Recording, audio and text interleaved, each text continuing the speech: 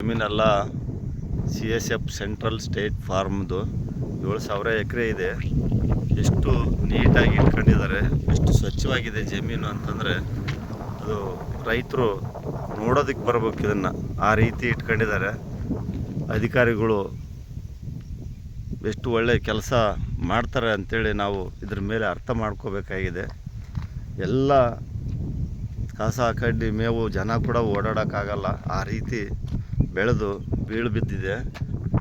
ಇಂಥ ಜಮೀನನ್ನು ಸರ್ಕಾರ ಎಷ್ಟು ನಿರ್ಲಕ್ಷ್ಯ ಮಾಡ್ತಾ ಇದೆ ಅಂತಂದರೆ ನೋಡಿ, ಇಲ್ಲೇ ಕಾಣಿಸ್ತಾ ಇದೆ. ಈ ಕಡೆ ಕುರಿಗಾಯಿಗಳಿಗೂ ಕೂಡ ಕುರಿ ಮೇಯಿಸೋದಕ್ಕೂ ಬಿಡೋದಿಲ್ಲ, ಬೇರೆ ಯಾವುದಕ್ಕೂ ಬಿಡೋದಿಲ್ಲ.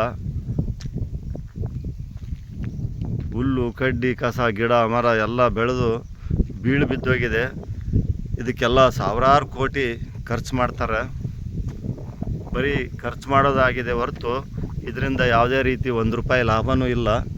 ಆ ರೀತಿ ಇರ್ತಕ್ಕಂಥ ಈ ಸೆಂಟ್ರಲ್ ಸ್ಟೇಟ್ ಫಾರ್ಮನ್ನು ನಾವು ಕುರಿಗಾಯಿಗಳಿಗೆ 500 ಎಕರೆ ಕೊಡಬೇಕು ಅಂಥೇಳಿ ಒತ್ತಾಯ ಮಾಡ್ತಾ ಇದ್ದೀವಿ.